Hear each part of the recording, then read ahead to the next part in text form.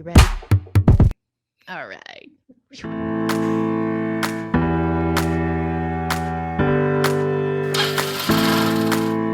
Hi there, I'm Nora Dunn, and I'm otherwise known as the Professional Hobo, and welcome to my interview series where I speak with ordinary people who have extraordinary travel lifestyles, remote careers, and travel adventures. And as usual, I am very excited about my guest today, but before I get to introducing them, I want to do a little bit of housekeeping. And the housekeeping includes things like, if you are not already subscribed to this interview series, please do subscribe and make sure you get notifications so you don't miss any future episodes of this series. Also, in the description, you will find a link for a free checklist of 10 things to do before you travel long-term. And this can be really helpful if you're considering a long-term travel lifestyle. So you'll see that in the description. Now, my guest today. Chantal Patton and her family have been traveling around the globe for over 8 years now. Their businesses enable them to work from home, so as long as they have a computer and internet connection, they can work from anywhere. They're blessed to be living their dream lifestyle with their 3 girls, Julia, Angelique, and Chloe, and they have a goal to visit every country in the world. Currently, they're about halfway there. Wow. They've decided to give back and share their experiences with the world by creating a YouTube channel called Growing Up Without Borders. Currently, they're in New Zealand, living the COVID-free life, and boy, am I ever jealous about that. We're going to talk about that a little bit later. And they're taking advantage of discovering this beautiful country. Thank you so much for joining me, Chantal. I'm really looking forward to speaking to you today. Thank you so much for having us. Listen, I'm going to get over my jealousy about New Zealand. We will talk about that a little bit later. But before we get into the nitties and the gritties, you guys, as a family, you've been on the road and traveling around the world many, many times since 2013. What was the impetus to start on this lifestyle? Well, it kind of happened, I don't want to say by accident, because my husband and I both love travel and we're travel enthusiasts. So I don't want to use the word by accident, but it kind of did. So we set off on what was supposed to be our 5-week holiday to Europe, as you do. We were going to see, France and Spain and Italy and Switzerland and maybe Germany and such. And that basically initial 5 weeks turned into 3 months because of a friend who was over there and said, hey, let's do a house exchange. At this time, we were living in Florida. So she said, I'm going to go to Florida and you guys stay here and we'll do this home swap thing. We're like, oh, this is great. So 5 weeks turns into 3 months. Well, after the 3 months, we went back. We were like, wait a second. Now we're like shucking up a little bit. We don't want to do this, traditional life in the US, thing. So like, let's go back. So we went back again. We started enrolling our kids in school, letting them learn a new language. And then we just started traveling from there because it's so central to everything. And then it just you start hitting off all these countries and you're like, ooh, this is really good, So everything kind of escalated into a full-time travel after, putting them in school, taking them out of school, putting them in school, and we would leave for 2 months, leave for 4 months. And then it became 6 months and then it became full-time homeschooling and traveling. And so it kind of just happened like that. Wow, brilliant. Your story is similar to mine in that probably my last traditional vacation was 4 weeks. I left Canada to go to South Africa for a month. And I thought that a month would be long enough to conquer the country. Like I knew I was going to come back knowing everything I needed to know about this country. And one of the things that happened, and people in Canada thought I was crazy. Oh my gosh, you're taking a month off from business. How can you get away for that long?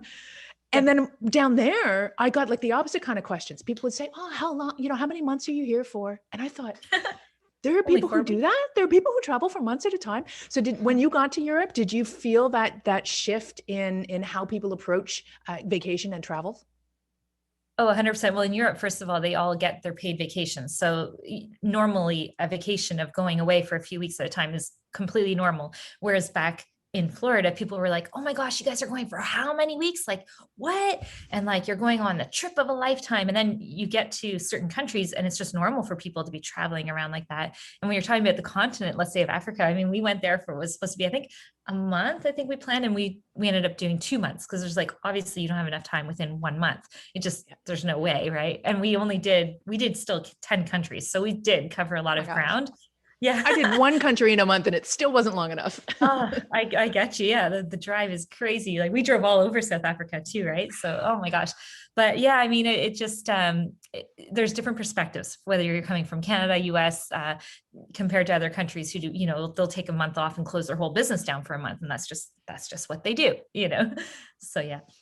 And I'm curious. So you said you kind of eased into this lifestyle by taking kind of longer and longer trips.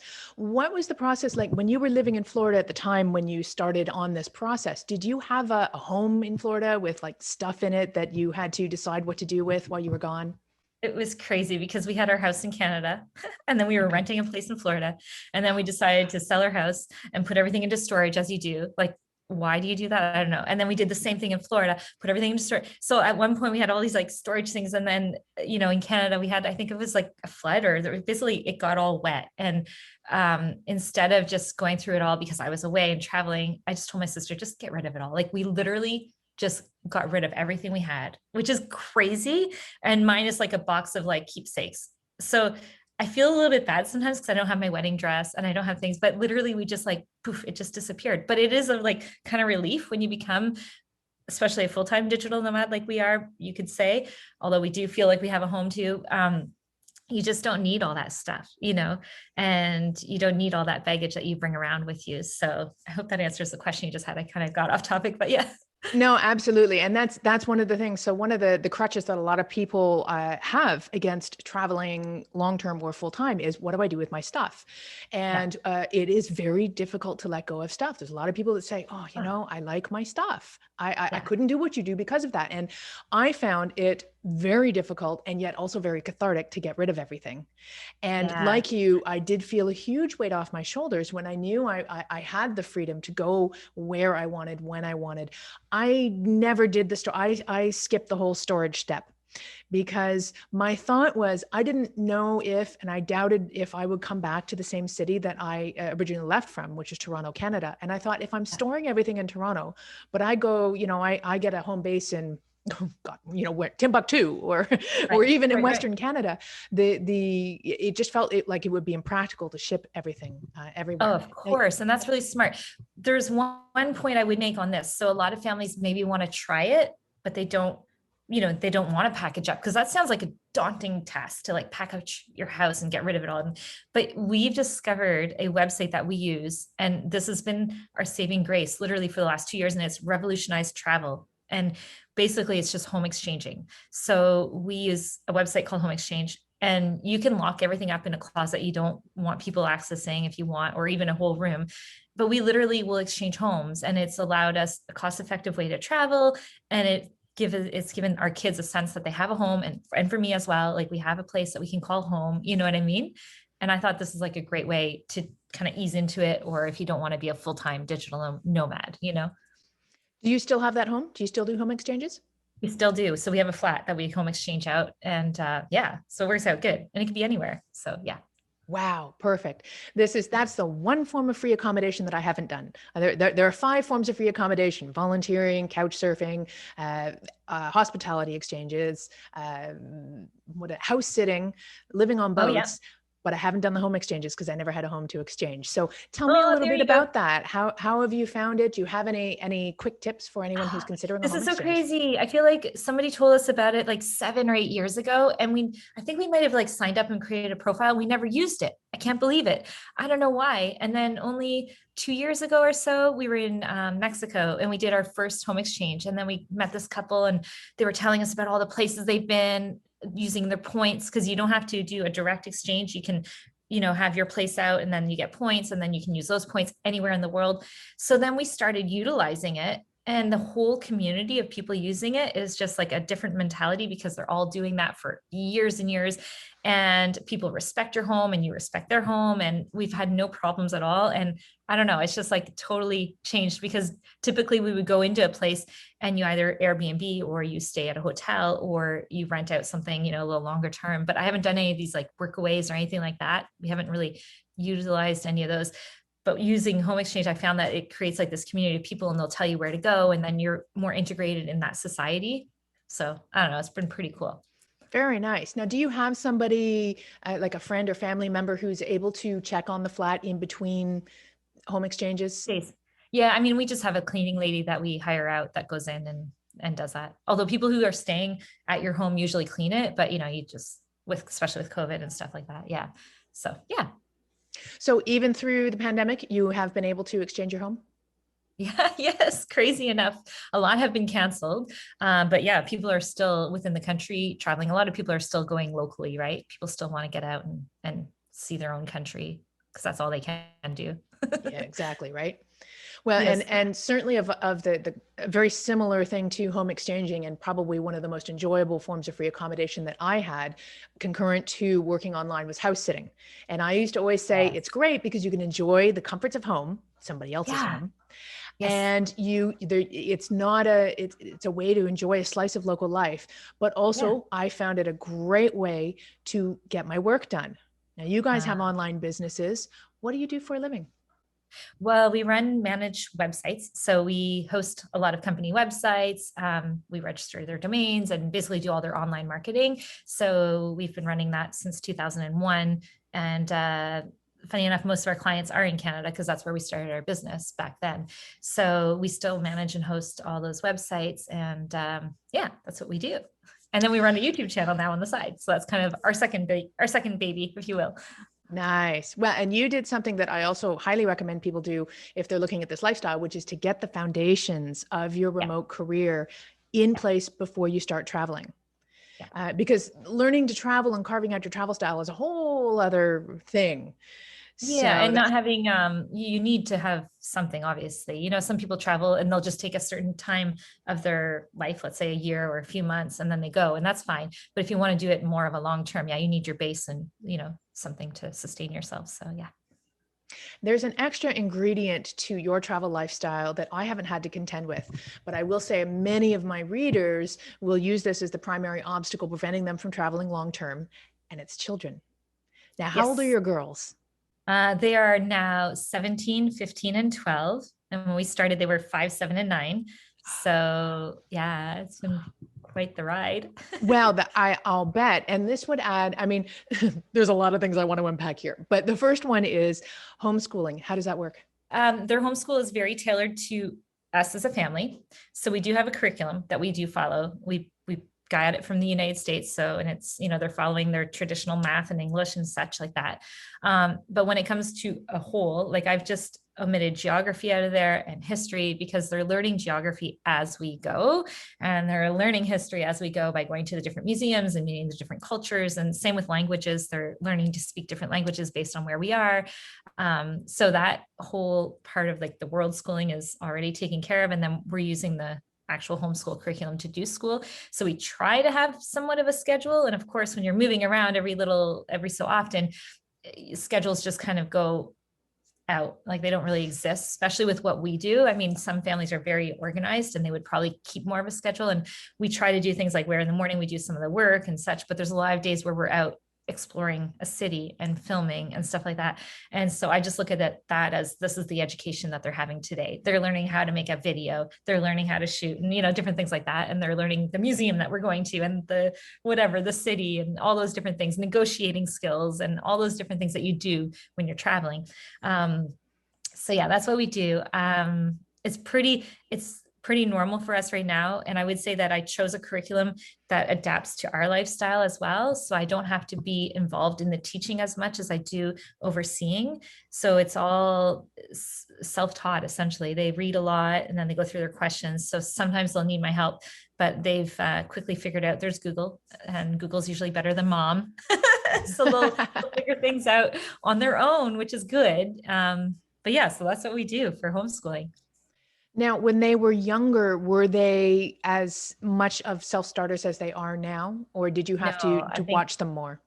yeah, absolutely. 100%. And I think as they have, now that they're a little bit older, they're a little bit more mature in the way that they can learn on their own.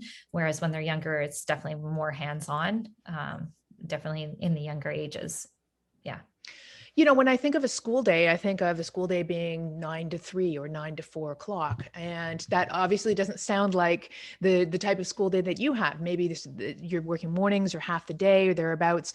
Are they still sticking to the same school year? that other schools, physical schools would be? Are they keeping up? 100% no. We don't stick to anything. We are so we're like the total opposite of conformists, I guess you could say. Is like nothing. I mean, my one daughter started already, is only starting today, actually, her new school year. So like we're like February. So we're not following any system, although we should be, like when it comes to grading and what levels they should be at, but we're not. So we're just doing it as we do. And that has taken all the pressure off my shoulders, because I used to, when I first started, have all this pressure, like, oh my gosh, they have to be at this level at this time and this and this and this. And it was just like, I've just like given up on the whole structure part of it. And I figured as long as they're doing it, it's okay. And as long as, they're going to be at this level when they need to be, it's fine. Well, and truly they're getting a lifetime of experience along the way. Oh yeah. So 100%. Yes. Yeah.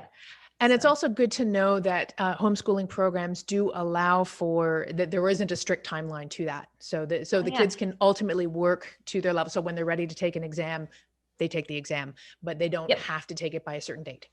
Yeah. And it's very structured, really nice, the one that I've chosen. So if we do have a few days that we're out, I could just put those as non-school days, and it shuffles all the tasks that they need to do in their lessons around.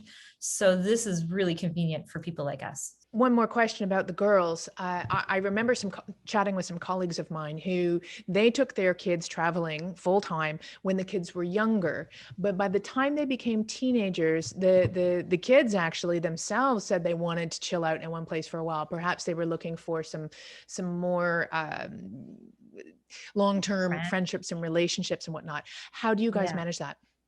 Gosh, this is a big question, because we are right now at that stage. So I would say our 12-year-old, we could still kind of drag her along quite a bit. But my eldest, she now is looking at doing her post-secondary school and where she wants to go. And we had this discussion, how are we going to fulfill, because of course the pandemic hit. So this kind of threw us for a loop with our goal of visiting every country in the world, because we had to slow down. But she's now wondering, how is she going to fit her post-secondary school into coming with us, let's say, to all the other African countries that we need to go to, and how is this going to fit in? And so there's all these questions. So she's more thinking of along those terms, but they also want those friendships and they want to settle down in one sense. And we keep talking about where's going to be our home base that they can call home, where they can have those friendships and come back to those same friendships and such. So and it changes, right? When they leave and they come back, their friends kind of change sometimes, depending, because we're at that age in the teenage years where things shift a lot. But yeah, they do. And right now, one of the ways we've overcome that is by enrolling them in local youth programs. So even though we're somewhere, even though it's only 2 weeks, we try to look at different places that they can tie into to meet some of the local friends. And then of course, with Instagram and such, they can stay connected. And then when we go back to a certain place, they have those same friends. They're also doing summer camps. So because we've been here in New Zealand, they've done camps. They're already going to another camp. And a lot of the same kids will be at those camps. So that's one of the ways, but it's totally not traditional in the sense where they have, their same friend that they see every day, and they're used to that, and they so far are okay with it. I think when they get into like having boyfriends and stuff, this is going to change, because like, then what do we do, Absolutely. So we'll see. Yeah. Have they thought about where that home base, you mentioned a home base idea, is there, do you guys have an idea, or do the girls each have their own ideas of where that home base would be for them? Well, because we've been traumatized, probably as you have as well, with winters. Growing up in Canada is a traumatizing experience. We need to go through these like post stress disorder things, because you just get so cold. It's terrible. So it's awful. People don't realize, they're like, oh, I want to go live in Canada. I'm like, do you like mosquitoes? Do you like freezing cold? No, I remember chatting with a fellow in the Caribbean. And he said, "Oh, it's my dream to see snow." And I'm like, "Really? Go stand in a freezer. You know those meat lockers? Yeah, go stand in that for half an hour with a bathing suit on, and tell me how if you still want to see winter."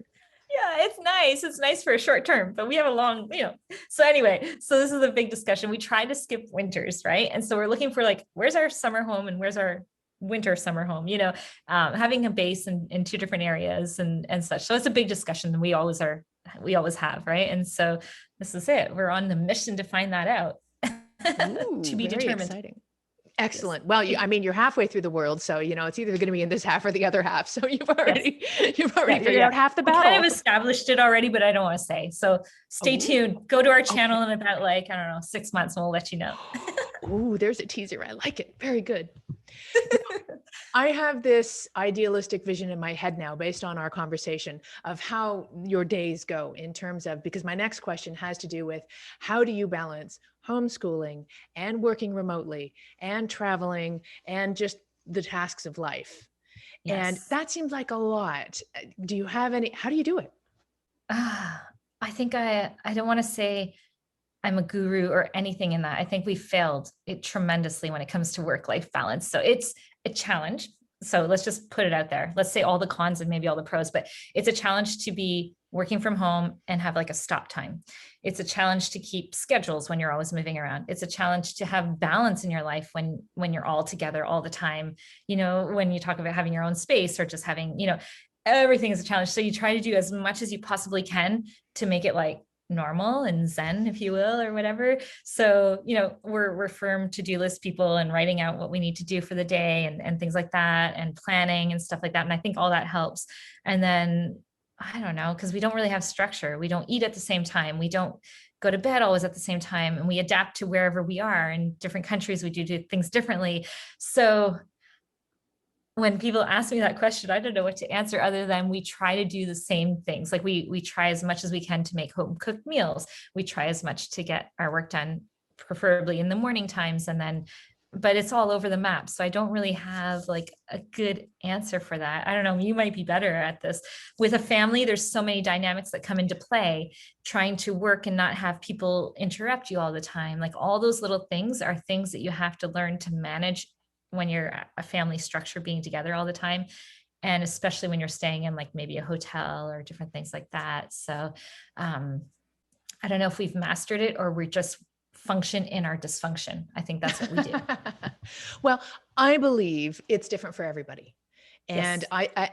I also have failed my way into failing some more. So, I mean, I can't say that I do it right by any stretch of the imagination. And I've made every mistake in the book. I've found certain ways to make it work for myself. I do realize that routine works very well for me, but routine plus a travel lifestyle don't tend to go together very well. So it's always a matter of trying to adapt and flex a routine around whatever the traveling is. We do keep routines, I should say, like certain things that we try to do to keep a structure. So even though, when you're traveling and you're a digital nomad, you tend to sometimes forget what day of the week it even is, right? I don't know if you do that, but we'll be like, what day, what month? Even the month gets confusing, especially when you're in the opposite hemisphere and you're like, it's winter, but it's summer. And so you just get confused with all that. But in all, we try to do like Friday night movie night where we have our pizza and we have our movie and just different little routines. Sunday mornings, we make crepes, things that are traditional within our thing. Not all places have a bathtub, but when we do, just having a nice bath, having a nice scented candle that we travel around with, and little things like that we have little things that we bring along with us to make our kind of routines. 100%. And I think that's really great. And that's also a great way of just enhancing your family life. I mean, that's great advice for, people who aren't traveling much as well as people who are traveling. You mentioned something about interruptions. And I know whenever I stay with other people, it's not really commonly understood that when I am sitting in front of my computer, I'm working. And as a creative as well, if I get every time I'm interrupted, I lose 15 minutes of productivity because by the time I go back to it, I have to. So my system, and perhaps you guys have a similar system, is I tell people I have a bubble. And when I announce that I'm in my bubble, I am invisible. You may think you see me, but you don't see me. I love that. And when I'm in the bubble, interruptions are not allowed. And then that at least allows for productivity in the company of others. Yeah. Do you have any productivity tips? So we have stayed at places where we are being hosted with other people. And it is probably the biggest challenge because when we are a family structure, everybody kind of knows that we're all working. And even though we do interrupt each other, we kind of respect that we're in our own little zone, if you will. But when we're staying with others, I've never used that because we don't want to be rude, but it's the biggest challenge is we can't get work done when there's other people. But when it's our family, we all know that we work. So we just do it, And the kids are all involved. Everyone has their own little role to play. So productivity bubble. I mean, oftentimes we will go to a cafe even to get work done and different things like that. So yeah, we've been at places like in Cambodia, because if we're in a hotel, it's not there's no structure, there's no desks, there's no nothing. You have your beds. So like, that's really bad. So we'll literally go to a hostel with good internet and we just have smoothies all day long. We set up shop. Like we have like all of our computers. Sometimes when we take a ferry, we look like we're like some weird family because we're all on the computers, all working. And they're like, what are you guys doing? That's just what we do. Well, you touched upon something really important as well that I think people don't realize are important until they get a crick in their neck, and that's ergonomics. Working from a hotel bed is not a good idea, not only from an ergonomic perspective, but also I believe from a productivity perspective. I also make sure that wherever I'm going, I have a proper workspace. Even if it's makeshift, it's a workspace. And so I can imagine you guys now, all 5 of you sitting there with your computers and doing your thing. It's great. Why not take over the hostel? And I think hostels going forward, and probably hotels as well, are going to be keen to this, that people are working while they're traveling. And I'm anticipating that we're going to see more and more infrastructure available for people like us. Yeah, there's some really cool ones that we've discovered that have the whole work balance play thing going on, where they have workstations for people who are digital nomads. Oftentimes they're air conditioned with really good desk space, quiet rooms, the whole works. And then they have the whole social aspect of it where, I mean, it's more geared towards young kids, but they have like the parties that are organized, they have the little movie room, and it's all within a hostel. So it's a really cool concept, and they have them in different countries. So they're kind of growing, but that's fantastic. Do you have any advice for remote working families who are looking to take to the road long term? Don't let things stop you, because there will always be a reason why you can't. Always. Nothing's always going to be lined up 100%. Like this is 100%, never, ever, ever will you be fully ready. So you just have to do it. You just have to say, this is what I want to do, and then work backwards. Like say, okay, this is my ultimate goal. Now this is the steps that I'm going to have to do it. And then just start doing it. Like just start doing. Don't plan too much either, because you can plan and plan and plan and plan and plan and plan. Just do it.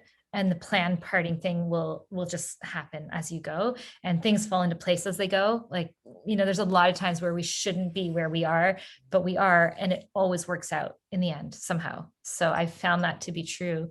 Yeah.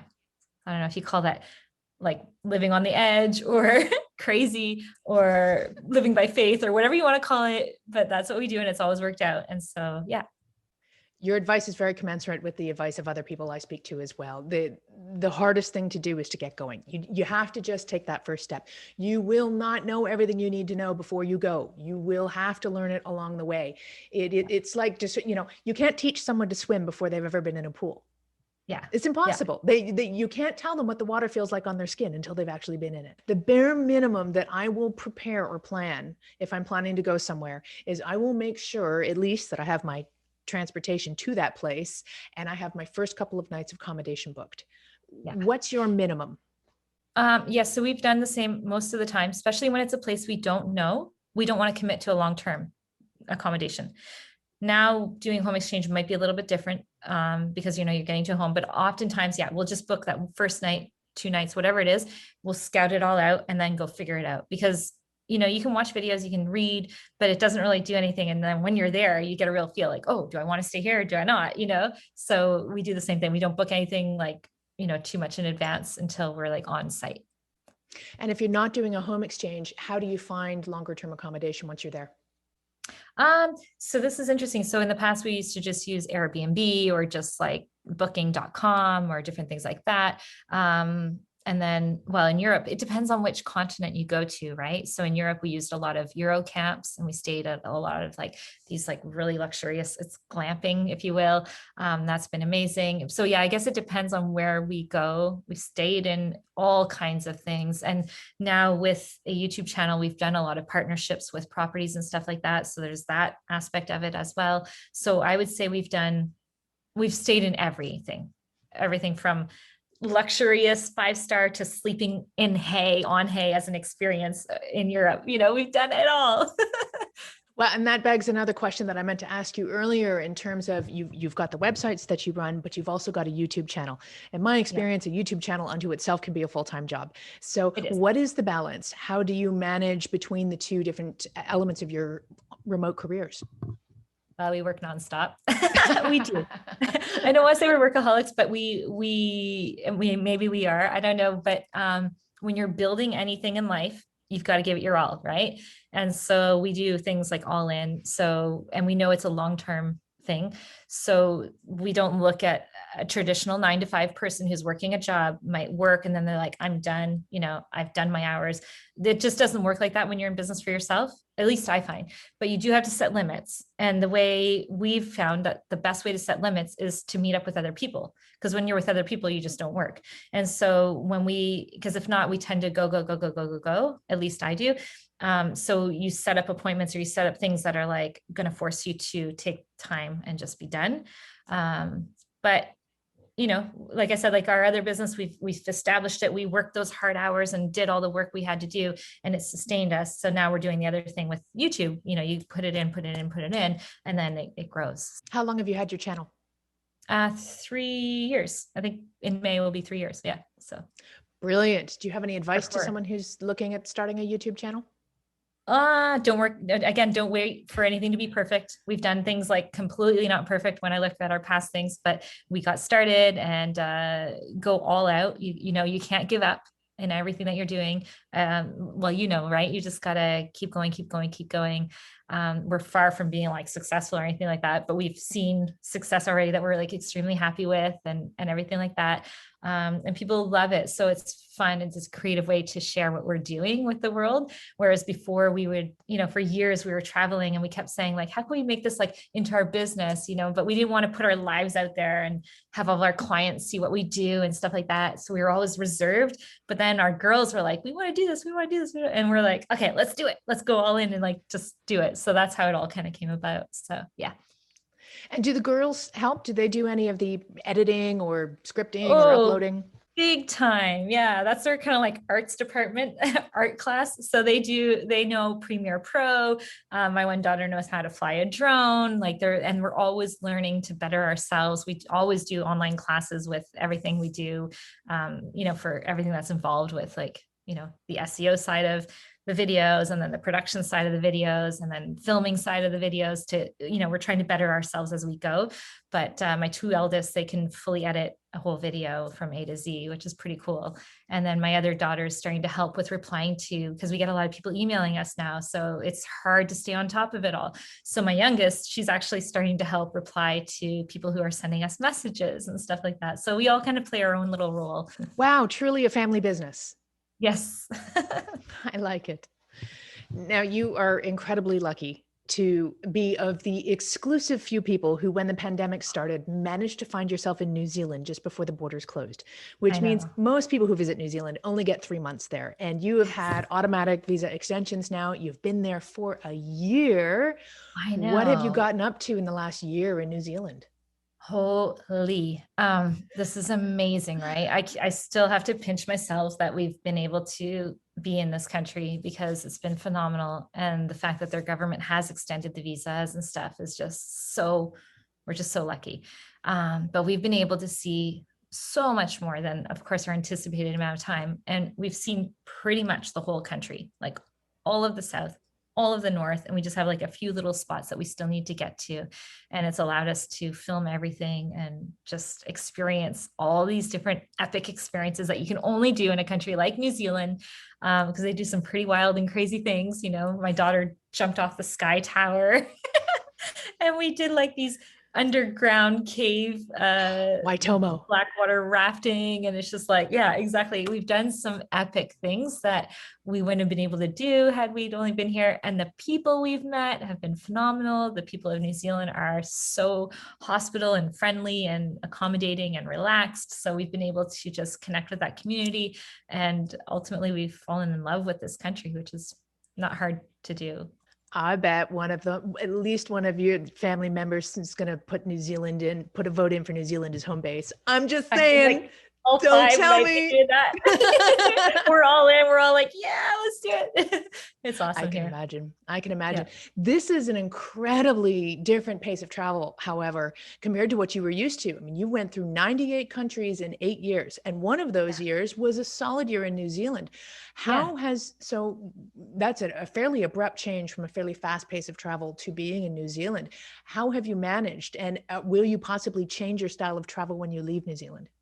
That's a really good question. So, although we've slowed down, when we came here, we were forced to slow down because of the lockdown that we had, which was probably the best thing for us, knowing that every day we had the same kitchen, the same bed, light switches, all those little things that were always the same in the same house. So it was like a really nice relief. And then once things opened up, we kept the same pace, but within only one country, which is in a sense, like still go, go, go. Like we literally moved every couple of weeks to a different home, discovered the area. And when we're in a new area, we want to see it all. So we're like, go, go, go, go, go, seeing everything, doing it all. And now we're kind of at that end time where we're like coming near our end, if you will, and things are going to start opening up in the world. And so we're going to catch up the pace again, but we haven't really fully had like a just slow down in one place for a long time. So I feel like even though we've only been in one country, we've still just done every single thing in the country. So yeah, we haven't really slowed down. And I think when things open up, we have to go hard because we have this goal and we have so many places to see that we're gonna have to pick up the pace again. Do you have a deadline for visiting every country in the world? Well, we did, but that's gone. It's just we were trying to get it done as a family unit. And so because my daughter is getting to the age of she wants to go to hotel management school. And so it's just like, oh my gosh, but she can always push it back a year. It's not a big deal. And we don't like rushing through a country and not seeing it. I mean, there's some countries you can go for a couple of days and you're like, okay, boom, boom, I don't need to stay. But there's other countries where, you need to go and discover some of the things and live like the locals to fully appreciate the country. And so we don't want to also just like run through it crazily, we want to just experience it everywhere we go. So yeah. And that pace of travel, is that something you determine just by once you arrive and get a flavor for the place? Yeah. We don't tend to buy exit tickets. Some countries require exit tickets. So we found like a workaround for that, but we don't, that way we don't have like a set date that we have to leave. I mean, there's visas and all that you have to respect 100%, but in and amongst that time, you're like, oh, do you want to stay a week or maybe want to stay 3 weeks? And that happened to us in the country of Nicaragua. We were going to just go through in 3 days because they had a lot of turmoil and it was really bad and we were really concerned, but then we ended up staying 9 weeks because we loved it, and so you just don't know, and you can read all you want, but until you get there, that's when you really truly discover it. In the last 98 countries and 8 years, are there any really standout experiences that you've had? For my kids, I asked them that question not too long ago, and they did tell me it was Nicaragua. And the reason why is because nothing was what they were used to. They were riding in the back of pickup trucks. They were like picking up locals. They were going surfing every day. And then they had this little community of other digital nomads doing the same thing. And they had a bit of a routine within the time we were there because we were there so long that, on Wednesday we would go here. And then on this day we would do that. And so they had this little thing. So I think for them, it would be that. There's just so many, it's a hard question, but for them, that's what it was. I was very careful not to ask you for your favorite country because that's the question that people always ask. And that's the question. I just saw you roll your eyes and I always roll my eyes at that too, because I mean, how can you choose a favorite country? Travel is so contextual to begin with that my favorite country might not be your favorite country because I might've felt really good or really bad in that moment. And it's about maybe the cost of living, or it's maybe about the food for you, or maybe it's about, the architecture, or maybe it's about the beautiful scenery, and so if people ask you, okay, what's the most beautiful country for scenery? Then it's like, oh, well, that's easy. It's South Africa, New Zealand, and Switzerland. Okay, what's the best country for cost of living? Okay, so then, you can kind of go through in your head, but when it's like overall, it's just like, wait, what? Yeah, exactly. I say it's like asking to choose among my children. The irony is I don't have any children. I just have countries. So there you go. Where can people find you? On all social under Growing Up Without Borders, mainly on YouTube, Instagram, our website, Facebook, all channels, but yes, under Growing Up Without Borders. Excellent. Growing Up Without Borders. Do you have any final words of wisdom for us? Obviously, if you're listening to this, it's because this is something that you're interested in. Just go for it. Give yourself even a few weeks time and just go, try it out, enjoy. And life is short, so enjoy every single moment of it. And I like your advice to, if you're not sure about it, just test it out. There is nothing saying that you can't go away for a couple of weeks or even a couple of months. And services like home exchanges make that very easy to do in a cost-effective way. Absolutely, 100%. Thank you so much for joining me. I definitely recommend that you check out Growing Up Without Borders on YouTube or online on any channels. And remember, in the description, there's a checklist for 10 things that you need to know before you travel long term. Thank you for joining me. I'm Nora Dunn, otherwise known as the Professional Hobo.